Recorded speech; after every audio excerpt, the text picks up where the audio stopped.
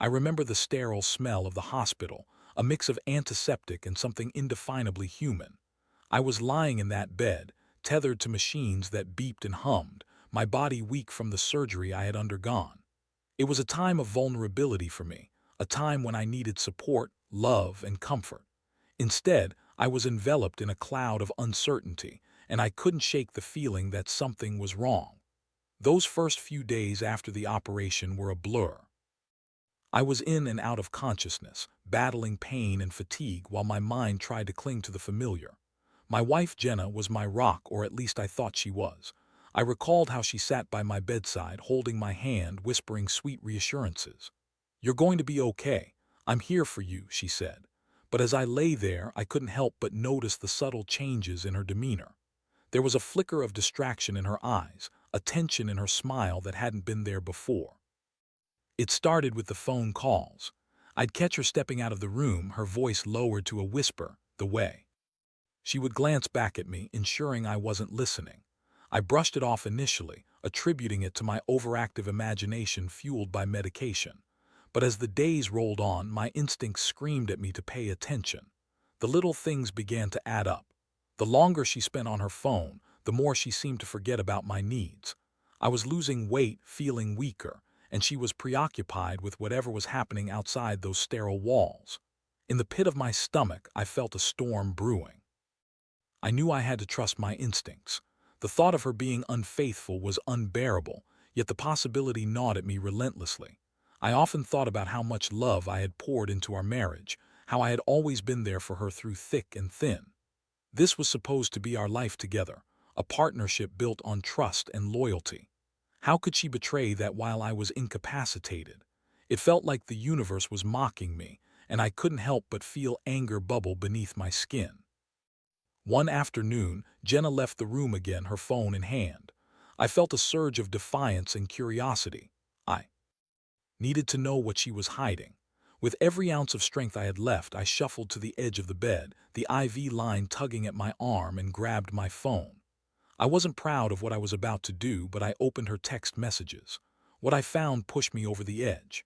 There were messages that left no room for doubt, flirtatious banter, plans to meet, and promises that felt like daggers to my heart. My breath caught in my throat, and I felt the world tilt beneath me. I was betrayed. I was vulnerable and betrayed, and the realization hit me harder than any physical pain I had endured. I felt my heart race, a mix of disbelief and rage coursing through my veins. How could she do this to me? As I read those messages over and over, my mind raced through a whirlwind of emotions. Love, anger, confusion, and then, chillingly, a sense of clarity. I was not just a victim. I was a man who had been wronged and would have to decide how to respond. I lay back in that hospital bed, my body still weak but my mind racing, with thoughts of revenge. I had always believed in forgiveness, in the power of love to heal wounds, but this was different. My heart was shattered and I needed to think clearly. I would not confront her yet. I would not let her see my pain. Instead, I would play the long game. I would feign forgiveness, act as if everything was normal, and gather my strength for what was to come. The more I thought about it, the more I realized I had to take control of the situation. I would reclaim my dignity, my life, and everything I had given her. I needed to plan my revenge carefully, and in doing so, I would learn the depths of betrayal and the complexities of forgiveness. The days blurred into one another after the initial discovery of Jenna's betrayal. I was still recovering physically, but now my mind was a battlefield, wrestling with emotions that were both paralyzing and motivating. I felt like I was living in a twisted version of my life, where the woman I loved was now an enemy. The pain of her infidelity gnawed at me like a relentless predator, and I found myself oscillating between despair and a simmering rage. One evening, as the sun dipped below the horizon and painted the hospital room in hues of orange and purple, I got another glimpse into her treachery. Jenna had returned from one of her phone calls, and I could see the guilt etched on her face. I feigned sleep, but my heart raced as I listened to her quiet sobs. I wanted to confront her then and there, to demand answers, but something held me back. I wanted to see how far she would go to cover her tracks. The moment she thought I was asleep, She picked up her phone again, her fingers flying over the screen. I cracked one eye open, my heart pounding. She was texting him, the man who had invaded our lives, taking advantage of my vulnerability. A surge of nausea washed over me as I caught snippets of their conversation. Sweet nothings, promises of future meetings, and the kind of intimacy that should have been reserved for our marriage. Each word felt like a knife twisting deeper into the wound of betrayal. I wanted to scream, to hurl accusations, but I remained silent. I had to remind myself that I was playing a long game. I needed to collect evidence to build my case and to prepare myself for the confrontation that would come later. The emotional turmoil was exhausting, but I knew that showing weakness would only give her power. I had to be strategic. The next few days were a study in deception. I wore a mask of calmness, greeting her with a smile whenever she entered the room. I would ask her about her day, about the calls she had made, and she would respond with the same rehearsed lines, her eyes avoiding mine. I could see the guilt in her demeanor, the way her voice would tremble when she spoke. It was almost satisfying to know that she was worried about me discovering the truth, yet I had to keep my composure. Part of me wanted to lash out, to scream that I knew everything, but I held back. I began to think of the revenge I would exact. I envisioned her reaction when the truth came crashing down upon her, when she would realize that I had known all along. It would be a reckoning, a moment where I would reclaim my power. I was no longer the vulnerable husband in a hospital bed. I was a man with a plan. As the days turned into weeks, I continued to gather information. I would listen to her conversations, watch her movements, and piece together the fragments of her double life. I learned about the man she was seeing, his name, his job, and even where they would meet. Each discovery fueled my resolve, and I began to feel a sense of control returning to my life. I also noticed something else during this time. Jenna's guilt was palpable. She tried to make amends in small ways, cooking my favorite meals when I was discharged, showering me with affection that felt hollow. I could see her trying to atone for her actions, but it only deepened the wound. I had once believed in the power of forgiveness, but now I was beginning to understand the intricacies of betrayal. It was more than just infidelity. It was a rupture of trust that could never be repaired. The day finally came when I was discharged from the hospital. I was weak, but my spirit was ignited with a fierce determination. I had made it through the physical ordeal, and now I had to face the emotional one. I knew that my life was going to change, and I was ready to take back what was rightfully mine. Jenna greeted me with a bright smile, her eyes sparkling with what I could only assume was relief. But I could see through her facade. I would not let her charm me back into complacency. As we drove home, I felt a mix of emotions wash over me: relief to be out of the hospital, anger at her betrayal, and a newfound determination to execute my plan. I would fake forgiveness, play the part of the dutiful husband while secretly preparing for the storm that was about to unfold. I had a long game to play, and I was ready to step into the role of the man who would take back everything she had taken from me. The moment I stepped into our home, I was overwhelmed by a mixture of nostalgia and bitterness. This was the place where we had built our lives together, filled with laughter, dreams, and shared memories. But now it felt tainted, like a beautiful painting marred by a single dark stroke. I had to remind myself that I was no longer the same man who had left for the hospital. The betrayal had changed me, awakened something within me that I didn't know existed. Jenna was bustling around the kitchen, her movements brisk and almost anxious. She was trying too hard to make everything perfect, and I could see the tension in her shoulders. I forced myself to smile as she turned to greet me, her eyes lighting up with relief. "I'm so glad you're home," she said, her voice trembling slightly. "I've missed you." Her words were like a double-edged sword. On one hand, I wanted to believe her, to accept her affection and return to the blissful life we had shared. On the other hand, I felt an overwhelming urge to expose her lies, to confront her with the truth and watch her world crumble. But I knew that would be too easy. I needed to be calculated, to think several steps ahead. "Thanks, Jenna," I replied, my voice steady. "I missed you too." My heart raced as I spoke those words, knowing they were laced with deception. I had made my decision. I would fake forgiveness. I would. Play the part of the grieving husband, the man who had been wronged, while I plotted my revenge. The decision wasn't made lightly. I had spent countless hours in the hospital, reflecting on the nature of love and betrayal. I had always believed in the sanctity of marriage, the idea that love could conquer all. But now, I understood that trust was the foundation upon which everything was built. Once it was shattered, it could never truly be rebuilt. And I was not about to give Jenna a free pass for her betrayal. I started to craft my plan. First, I needed to create an environment where she felt safe, where she would let her guard down. I would be the supportive husband, the one who understood her guilt and wanted to work through our issues. This would not only allow me to gather more information, but also give me the emotional distance I needed to execute my revenge without being clouded by raw anger. "Let's talk about us," I suggested one evening as we sat on the couch, the air thick with unspoken words. Jenna's eyes widened, and I could see the flicker of fear cross her face. I had to suppress a smirk. She knew I was aware of her infidelity. I could see her calculating her response, trying to gauge how much I knew. "Of course," she replied, her voice quivering. "What do you want to talk about?" I studied her, taking in the way her hands fidgeted in her lap, the way her eyes darted away from mine. "I think we need to work on rebuilding our trust," I said, forcing a calmness I didn't feel.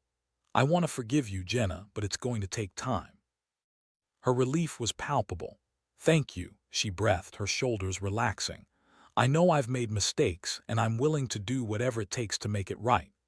Little did she know, I had no intention of moving forward with forgiveness. I would use her guilt to my advantage. I began to think about the things I could reclaim from her, our shared possessions, our finances, and even the emotional support I had given her over the years. I would strip away everything she had taken for granted, and in doing so, I would take back my power. I began to subtly manipulate our conversations, steering them toward topics that revealed her guilt. I would ask about her day, and when she hesitated, I would feign concern, pretending that I was worried about her mental health. Each time she flinched, I felt a rush of satisfaction. I was in control now, playing the long game while she unwittingly revealed more of her own weaknesses. As the days turned into weeks, I maintained the facade of the forgiving husband.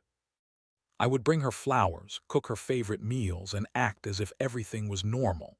I could see her guilt eating away at her, and I relished the power it gave me. Each time she looked at me with those guilty eyes, I felt a surge of satisfaction. I was no longer the man she had deceived. I was the man who would reclaim everything. But beneath the surface, I was battling my own emotions. I had been raised to believe in forgiveness, in the idea that love could heal all wounds. Yet here I was, plotting revenge against the woman I had once loved with all my heart. It was a moral quandary that gnawed at me, but I pushed those thoughts aside. I needed to focus on the end game, the moment when I would confront her and expose her betrayal for the world to see. I began to gather evidence, documenting her lies and deceit. I would take screenshots of her texts, note the times she left the house, and even keep track of her phone calls. Each piece of information was a step closer to my revenge, a way to remind her of the consequences of her actions. I was becoming the architect of my own emotional recovery, and it felt liberating. In the depths of my heart, I knew this was a dangerous game, but I also knew that I was no longer the man who had been vulnerable and weak. I had transformed into a strategist, a man with a plan. I would play my cards carefully, and when the time was right, I would unleash the full force of my revenge. As the days turned into weeks, my plan began to take shape. I was carefully laying the groundwork for my revenge, and the thrill of it filled me with a sense of purpose I hadn't felt since before my hospitalization. I was no longer just a man recovering from surgery. I was a man on a mission. Each day, I would wake up with a renewed sense of determination, ready to execute the next phase of my intricate scheme. The first step was to solidify my control over our finances. Jenna had always managed the money, and I had trusted her implicitly. But now, I needed to take charge. I began by reviewing our bank statements and credit card transactions, looking for any discrepancies. I discovered a few questionable charges that led me to believe she had been spending money on her affair. It was time to confront her about it, but not yet. I needed to keep her off balance, to maintain the facade of the forgiving husband while I plotted my next move. One evening, as we sat on the couch watching television, I casually brought up our finances. "You know, I think we should sit down and go over our budget together," I said, keeping my voice light. "I want to make sure we're on the same page." Jenna nodded, her expression shifting from casual to apprehensive. "Sure, that sounds good," she replied, but I could see the flicker of worry in her eyes. "I've been meaning to talk about that too." I smiled inwardly, knowing that she was feeling the weight of her guilt. "Let's do it this weekend," I suggested. "I want to make sure we're both comfortable with where our money is going." The plan was simple. I would use our financial discussions to subtly reclaim control over our shared assets. I would start moving our money into separate accounts, ensuring that I had a safety net in case things escalated. I wanted to make it clear that I was no longer the dependent husband. I was taking back my power. In the following days, I also began to reclaim physical possessions. I had always been the one to take care of our home, and I knew exactly what items I wanted to keep for myself.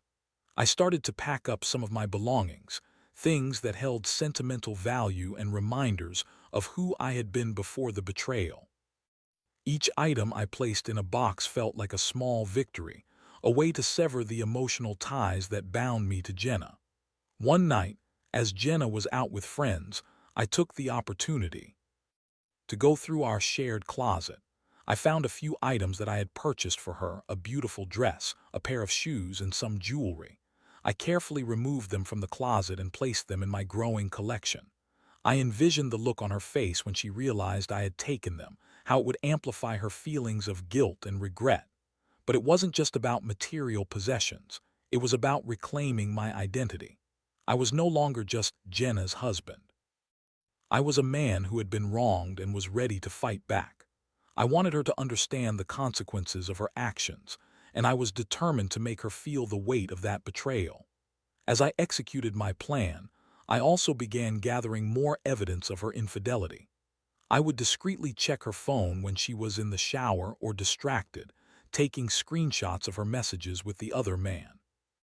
I wanted to have everything documented, a tangible reminder of her deceit that I could use against her when the time was right. Each new piece of evidence felt like a small victory, a way to build my case against her. I also started to talk to friends and family about our relationship, painting a picture of a couple working through their issues. I wanted to create a narrative that would support my eventual confrontation with Jenna. I would tell them about our financial discussions, our attempts to rebuild trust, and how I was committed to making things work. This way, when I finally revealed the truth about her infidelity, I would have a network of support ready to back me up. As I moved through this phase of my plan, I felt a mix of exhilaration and unease. I was enjoying the thrill of executing my revenge, but I also grappled with the moral implications of my actions. I had always believed that revenge was a path filled with darkness, yet here I was, fully immersed in it.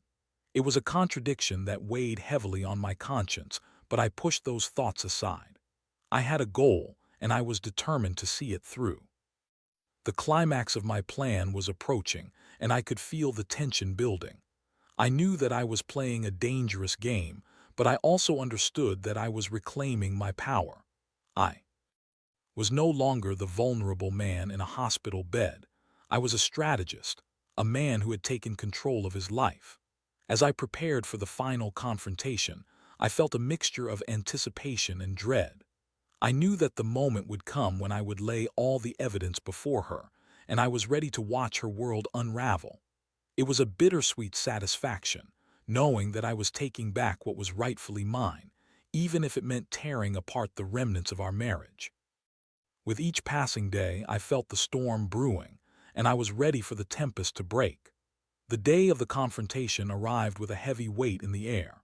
I had spent countless hours preparing myself for this moment, rehearsing the words I would say, envisioning her reactions, and steeling myself for the emotional fallout. I had gathered all the evidence, screenshots of her texts, notes detailing her deceit, even the receipts for the expensive dinners she had shared with him. I had meticulously documented everything, and now it was time to lay it all bare. Jenna came home from work that evening, her usual smile faltering as she sensed the tension in the air. I was sitting at the dining table, the evidence spread out before me like a damning case file. I could see her confusion as she entered the room, her eyes darting from my face to the papers laid out in front of me. "Is everything okay?" she asked, her voice laced with nervousness. I took a deep breath, feeling the weight of the moment settle on my shoulders. "We need to talk, Jenna," I said, my voice steady but firm. "About us." Her expression shifted and I could see the fear flash across her face. "What do you mean?" she asked, her voice barely above a whisper. I gestured to the papers in front of me. "I know about the affair," I said, watching as her face drained of color. "I've seen the messages, the plans you made with him. You thought I wouldn't find out, didn't you?" Jenna's breath caught in her throat, and for a moment she was silent. I could see the gears turning in her mind as she tried to formulate a response. I I didn't mean for it to happen," she stammered, her voice trembling. "I was just so lonely while you were in the hospital." The words felt like a slap to my face and I couldn't help but scoff. "Lonely? You chose to betray me while I was fighting for my life. You made a conscious decision to be with someone else. Don't try to justify it." Tears began to stream down her cheeks, and I felt a strange mix of satisfaction and sorrow. I had wanted this moment for so long, but seeing her break down in front of me stirred emotions I hadn't anticipated. "I'm so sorry," she pleaded, her voice cracking. "I never wanted to hurt you. I thought I could make it right." "Make it right," I echoed, my voice rising with anger. "You think saying you're sorry is enough? You destroyed everything we built together. You shattered my trust, and now you want me to just forgive you." She shook her head, her sobs growing more intense.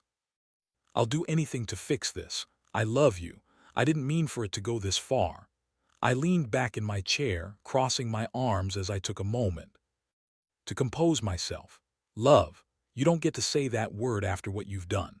You've shown me that your love is conditional, that it can be thrown away the moment things get tough. I can't just forget that." I watched as she crumpled under the weight of her guilt, her sobs echoing in the silence of the room. I had planned for her to feel remorse, but witnessing her breakdown sent a pang through my heart. I had to remind myself that this was all part of the process. I had to be strong, to stand firm in my resolve. "I want you to understand the consequences of your actions," I said, my voice softer now but still resolute. "I've been gathering evidence, documenting everything. I'm moving forward with my life, and I want you to know that I will not be the man you can manipulate anymore." Her eyes widened in shock. "What do you mean?" she asked, her voice barely above a whisper. "I'm separating our finances. I'm taking back my possessions, and I'm not going to let you keep living in this house like everything is normal. I'm done pretending," I said, feeling a sense of liberation wash over me as I spoke the words. "Please don't do this," she begged, her voice breaking. "I'll change, I'll go to counseling. I'll do whatever it takes to prove my love for you." I shook my head, feeling a mixture of anger and pity. "It's too late for that, Jenna. You've made your choice, and now you'll have to live with the consequences. I'm reclaiming my life, and that means you're no longer a part of it." With that, I gathered the evidence on the table and held it out to her, watching as she took it with trembling hands. "This is your reality now," I said, my voice steady. "You can't erase what you've done." I could see the realization wash over her, the weight of her betrayal settling in. I had expected her to fight back, to argue, but instead she fell silent, her gaze fixed on the evidence in her hands. It was a moment of clarity for both of us, a moment where the truth laid bare the devastation of her actions. As I stood up to leave the room, I felt a strange sense of closure wash over me. I had executed my plan, confronted her with the truth, and reclaimed my power. I was no longer the man in the hospital bed. I was a man who had taken control of his life. In the days that followed, I began to distance myself from Jenna. I moved my belongings into a separate space, ensuring I had a safe haven away from the memories of our life together.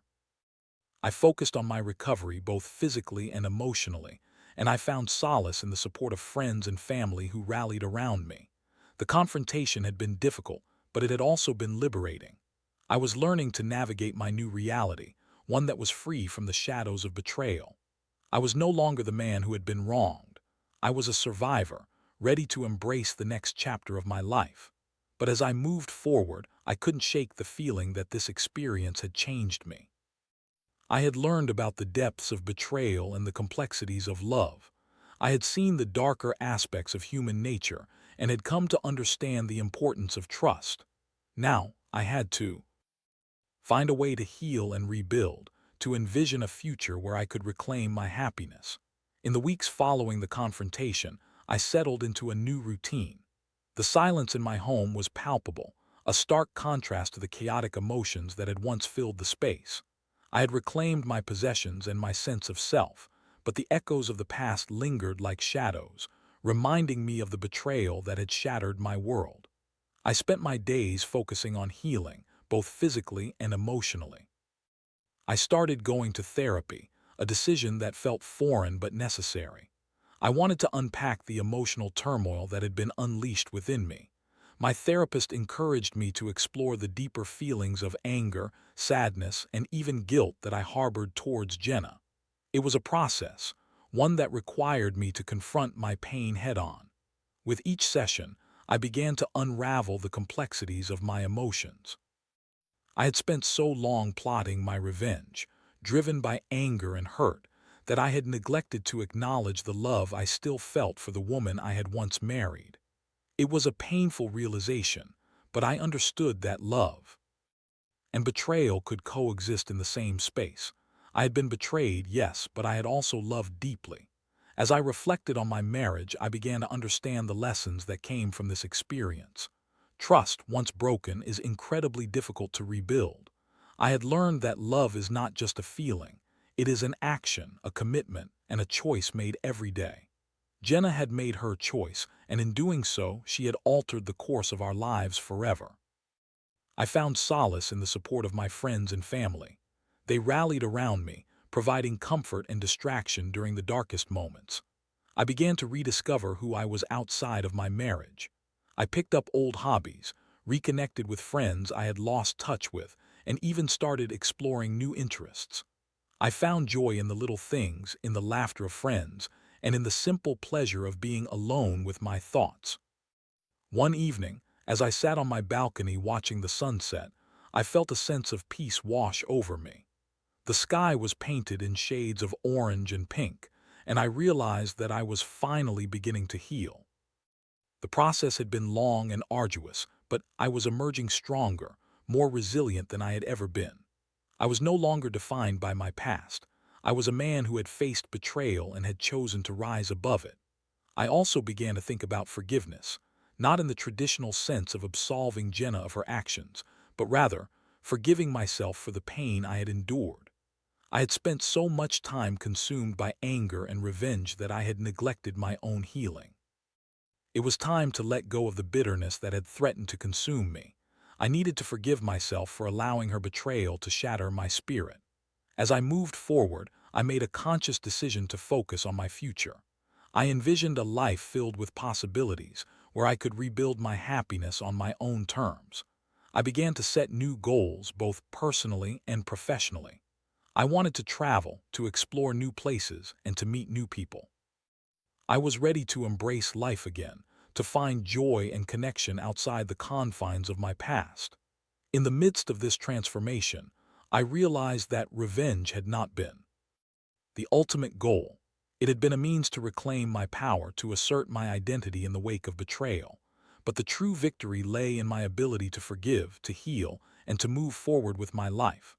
I had taken back what was rightfully mine, not just material possessions, but my sense of self, my happiness, and my future.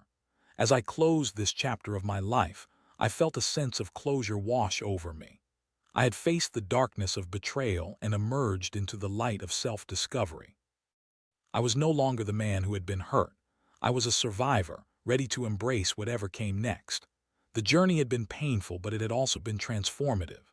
I had learned that love could be both beautiful and brutal, that trust, once broken, could be a catalyst for profound personal growth. I had faced my demons, confronted my fears, and ultimately emerged stronger than before. With a deep breath, I looked out at the horizon, ready to step into the future with hope and determination. I was prepared to write the next chapter of my life, one filled with promise, resilience, and the knowledge that I could overcome anything. And as the sun dipped below the horizon, I felt a sense of peace settle within me. I was ready for whatever came next, armed with the lessons of my past and the strength of my spirit.